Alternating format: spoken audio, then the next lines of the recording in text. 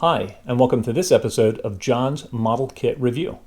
Today, we will be looking at HobbyCraft's 1/48 scale Curtis Hawk 75. In this episode, we will be attempting to answer the question, is HobbyCraft's Curtis Hawk 75 the worst mainstream aircraft kit to see production? The kit number is HC1557. Prices vary widely on this kit, but it is still available on eBay and on other online sources.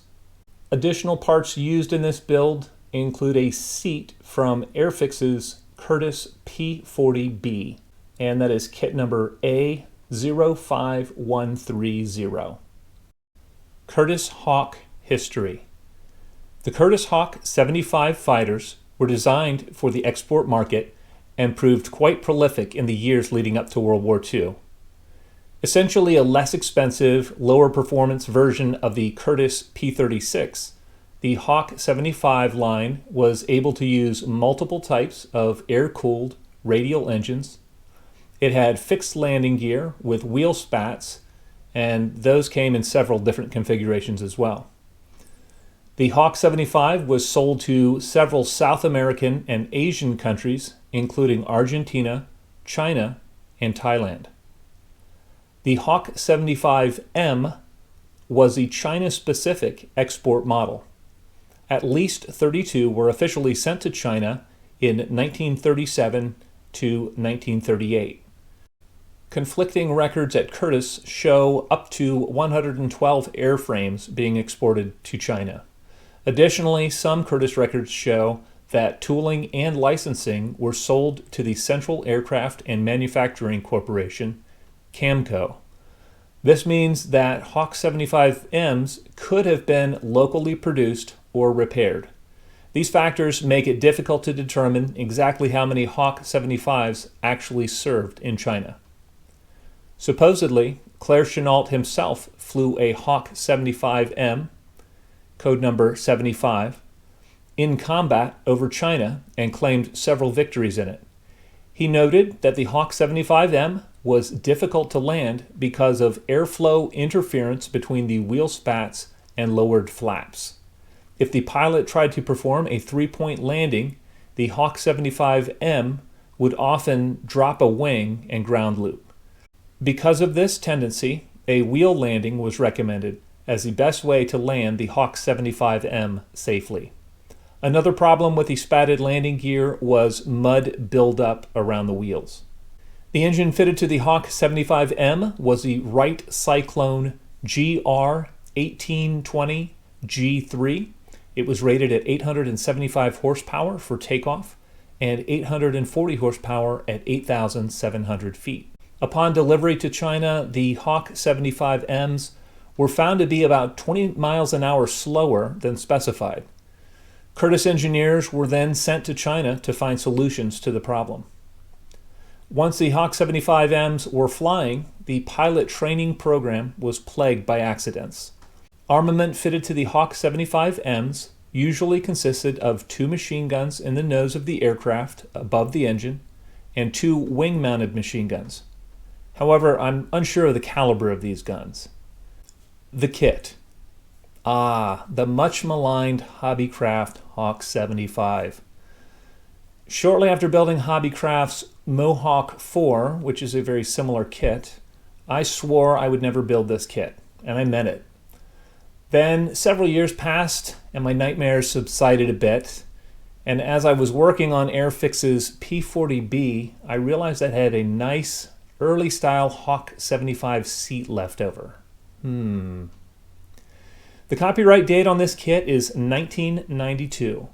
When new, the HobbyCraft Hawk 75 received praise for its mostly decent fit, nice clear parts, and engraved service detail.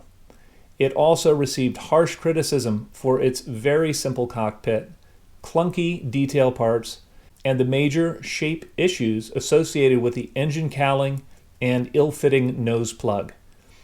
In an effort to get the most out of their molds, HobbyCraft tried to make them modular to cover many of the Hawk variants.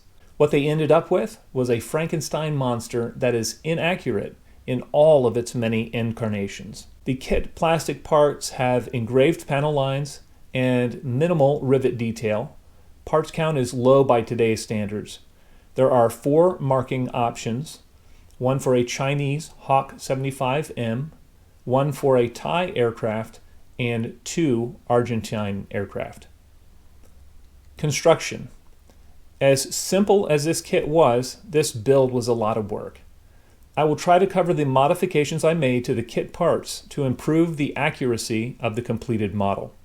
Due to the extensive list of Hawk 75 options available to customers, it is very important to have a picture of the aircraft you are attempting to replicate prior to beginning your build. Since I was building a Chinese Hawk 75M, I started by looking up photos of the plane I was modeling. There are several good photos of the Curtiss Hawk 75 China demonstrator and Hawk 75s in Chinese service. I decided to model 2501 as it appeared in my reference photo. In my research, I found many deviations between the actual plane and what was provided in the kit parts. First, I painted and detailed the interior using the seat from the Airfix P40B, and I used plastic strip for the seat belts. They really dress up what is visible through the canopy on the completed model. Once complete, I added the cockpit to the fuselage and closed things up. The next thing I noticed in my research was that the nose plug, part number A3, was way too long. We're talking scale feet here. Since the engine mounts to the shaft extending from A3, I had to cut the shaft off of A3 and drill a hole in the firewall for the shaft to slide through later. I then used a large industrial flat file to remove material from the forward-facing surface of A3. I filed A3 down until it was only 3 millimeters thick from front to back. The next thing I addressed was the engine cowling, and this consists of parts number A6 and A7. As you can see in this frontal view from the instructions, the opening is more racetrack shaped instead of round. To alleviate this, I glued some plastic card between the front of the engine cowling halves. I then used another large file to round the flat vertical sides of the engine opening until it was essentially round. A resin replacement will go a long way here.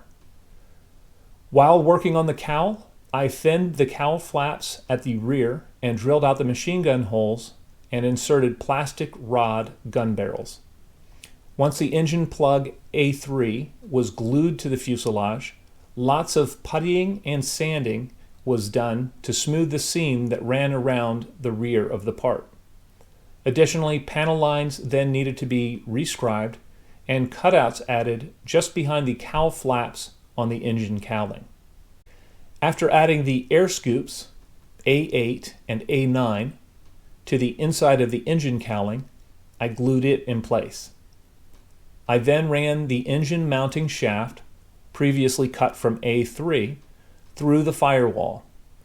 I placed the engine, A4, on the shaft and positioned it in the cowl where I wanted it. I then glued the shaft to the firewall and let things set up overnight.